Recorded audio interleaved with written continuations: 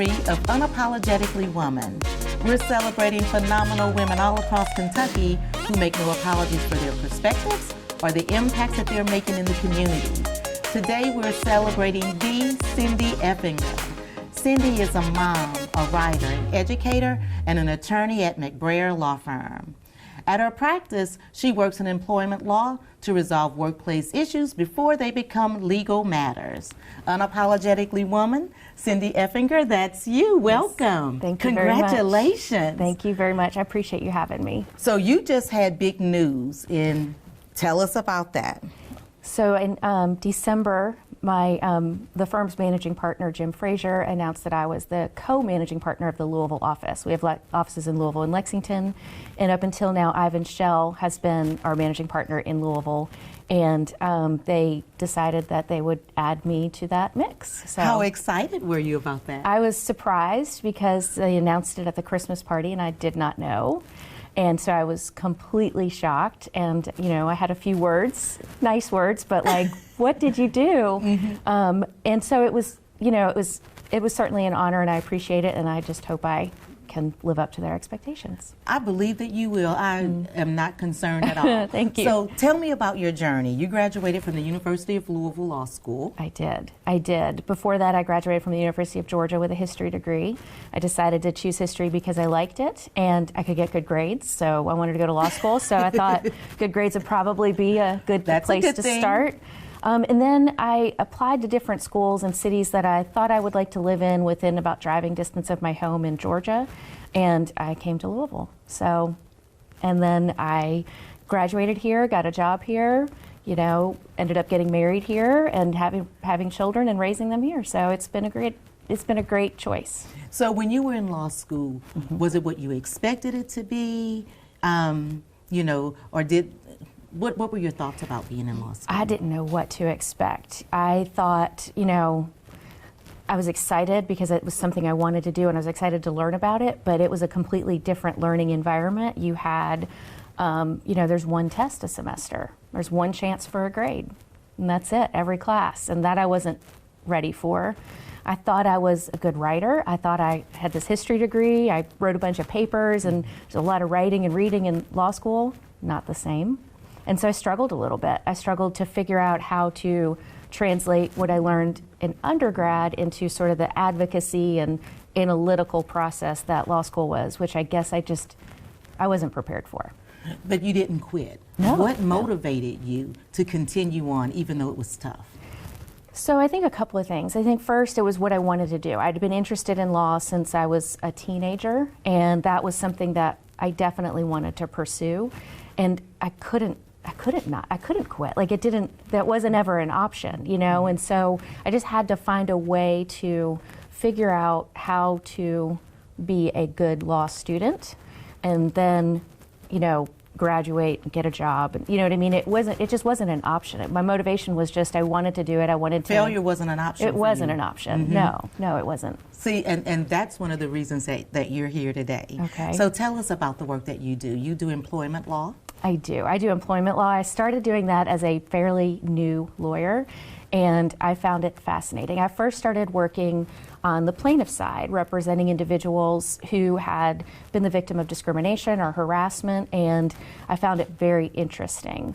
And we got a lot of good results, so we helped a lot of people. And, not all were successes, but sometimes that's not because of what you did, but just maybe the nature of the law, and you still could create a relationship with those individuals and hopefully, put them on a better path and better their lives, that one instance wasn't going to necessarily, dominate their life. And then I came to McBrayer and I started transitioning into the defense work. And I thought that my background doing the plaintiff side was very helpful because I could sort of see that perspective and understand maybe what organizations could be faced with in terms of the arguments that they might present or how it could look or be perceived as a discriminatory act or harassing event, and even though it's not, and try to help businesses navigate some of those legal hurdles. So I transitioned to the defense side, which I do love. I love working with business owners like yourself. And, I just think that I can bring something to the table with the amount of experience I've had now on both sides of the table after as many years as I've been doing it. Well, I definitely think you bring a great deal to the table, because I know when I call you, I'm looking to make sure that we're still legal and right, Yes. you know, and even if there's, you know, what perception, because sometimes perception is more reality than you think, and even though that's not the direction that you're trying to go, something could seem in one way, you know, that's not intended. I mean, and that's true in life, right? We all have to understand, whether it's in our relationships at home or relationships at work, that perception is reality. And even if you're not doing anything wrong, if someone believes that, and genuinely, not, you know, like a genuine good faith, then you've got to figure out a way to communicate better with that person and dispel the misperception. And I think we can't forget that in our work life or in giving legal advice either. Absolutely. So I really hate to bring up the pandemic, Yeah. because I've been trying to forget about it. Yeah. But how did that change the work that you do? So when it first happened, I was like everybody else, feeling like I might be without a job because we didn't know what was happening. But in the employment field, we found we had some job security because everybody had questions. Some people obviously kept employees because they had to, whether they were essential workers or key workers. Some people needed to know how to do the work from home. How do we manage employees from home so we can keep businesses open? Then the new laws came into effect, and everybody was calling me asking what they meant, and they were a day old, and I had no idea, but we had to figure that out, which was great that we were able to assist our clients. But then obviously the workforce changed, the work dynamic changed. Right. And so how do you manage people from afar? How do you deal with wage and hour issues? How do you deal with workers' comp issues? What about work from home? How do we bring them back? That was a tough part for us too. Yeah, it was a tough part for everybody because some people really wanted to stay at home, but there's so much value in being in the office and collaborating. And I don't know, recently I was actually thinking about this. I have college-age children, and they tend to not interact well with people, not like we did. You know, if you had to call your friends when you were in high school, you had to pick up the phone and call them, and maybe their parent would answer the phone.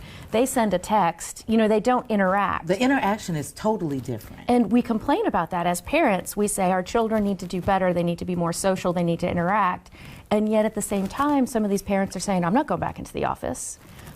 They're saying our children need the interaction, but then they don't want the interaction. And I feel like so much has been lost by working from home. Yes, there are some benefits, and sometimes it helps individuals, families out, moms, dads out, but that in-office interaction, I think I realized how important that was through the pandemic, where we lost it for a little while. And so, you know, I think that that's something that we need to refocus on. I agree with you.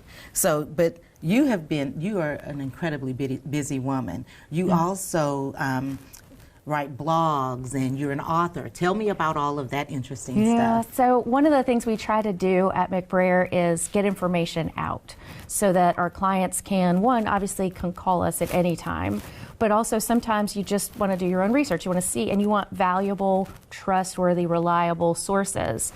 And we hope that ours bring that. So if you're looking and you have a question and maybe you can't get in touch with me, or maybe you don't want to call for one reason, if you can find an article that might help you, then that's a benefit to you. Yes. And so we try to put articles out there that are timely. You know, if there's a new law, if there's a new hint of a law, there's going to change in the law, or just a case that had come out that really other people should be aware of, or organizations should be aware of, that could affect their employment relationships or how they deal with employees. So it's an effort to stay current. It also keeps me current, obviously, but I think it adds value for our clients who can come to our blogs and articles for trusted sources to get hopefully good advice, and you know, maybe even so, maybe you read it and go, oh, I should call Cindy about that. I should right? call Cindy, because this I haven't been thinking about. Right. And so that is helpful. Yeah. And so you are very interested in really helping organizations and businesses stay on track, and so you do trainings for them as well. I do. And so we'll do supervisor training, leadership training, we'll do discrimination, harassment training, so that everybody knows what the rules are, what the playing field is, and so that we can understand and communicate better with each other and be good leaders. And we do that, you know, most fun part about my job is trying cases and litigating, but none of my clients want to be in a lawsuit, right? Yeah, That's the last place. I don't want to be there. The last place you want to be. And so we need to make sure that we keep you out of lawsuits. And so that's why we offer the trainings and the proactive sort of conversations and documents and policies to help keep you either out of it or give you a good defense if you end up there. And so this is something that you, when you talk about it, your eyes light up. Like you're really excited about the work that you do, Yeah. and I can see the passion that you have for it. And so where do you think all of that passion came from, you know, that made you want to be an attorney? You know, I don't know. I think I just from the beginning thought it was really interesting, and I think it's a way to help people. I think a lot of what we do, I mean, obviously your organization helps people. You help people from the tiniest of age to, you know, to the end of life, right? And so there was just a sense that I could help in some way, and it was really interesting work, I guess. So I don't really know what brought me here. I just knew that this sounded like something I would like to do. Like nobody in my family went to college, so I didn't really have like a guidance of, oh, your dad's a lawyer, your uncle is a doctor, your mom is, So you were first gen? Yes, yeah, my sister and I both were. And Great. so, yeah, so, you know, it's just a matter of finding something that, one, I thought I could be interested in, hopefully be good at, and, you know, just try to find a way to be successful. Absolutely. Yeah. So tell me, there's something interesting about you. Yeah. Tell me about being in the band. Well, so, you know, I struggle a little bit with finding fun facts, but I did spend some years in a high school band. I started in 5th grade. I got into middle school, and, you know, you want to do something, and we didn't really have a lot of sports, not in middle school back then, not like our kids do. You can do anything now. You can do anything now. And so it was an opportunity for me to do something, and I'd always been interested in music. My dad played the piano, my grandmother played the piano. It's just something I'd been interested in. And so I joined the band in 5th grade, and I was pretty good at it. And so for what that's worth, and so it was just, no matter what, like it's a sense of community and it's a team of sort, right? You're all in that together, you're practicing, you're doing the parades, you're doing the, whatever it is, it's just, for me, I think that's what it was more than anything was, one, I did enjoy the music aspect of it, but then you're just part of something, right? We want to be part of something and contribute and have a common goal, and I think that's important for anybody. So then I did that for a few years, and then I did it in my sophomore and junior years in high school. And then I just decided that I would take that experience my senior year, I was just gonna ride that through, I guess. Yeah. No problem. Yeah. Well, I could sit here and talk to you all day long because I just love the work that you do, and I'm energized by the work that you do, and especially with the level of expertise and guidance that you provide, not just us, but other businesses across Kentucky. You're very kind, yes. But I've always asked women before we end, if you had advice to give young girls or young women who are looking at you and thinking, I would like to be where she is, what would you give them? So I think that that's a tough question, right? Because everybody's journey is different and everybody comes from a different place. But I think the first place I would start is to remain positive, right? Don't let negativity come into your life because or spew it, because that gives others license to be negative towards you or to just bring that negative energy. And there's nothing worse than negative energy. And that brings down everything. It demotivates people, if that's even a word. You know what I mean? If you said it, it's a word. And so, like, that's one thing, just stay positive, and that will help you. And I think that really will guide you through whatever your journey is. Cindy, thank you so much. Thank you. And congratulations again. Thank you, I appreciate it. Continue to watch Unapologetically Woman as we celebrate other phenomenal women just like Cindy who are making strides in the community. And you heard it right from Cindy. Continue to stay positive and stay away from the negativity. It doesn't help at all. Continue to watch us. We'll see you soon.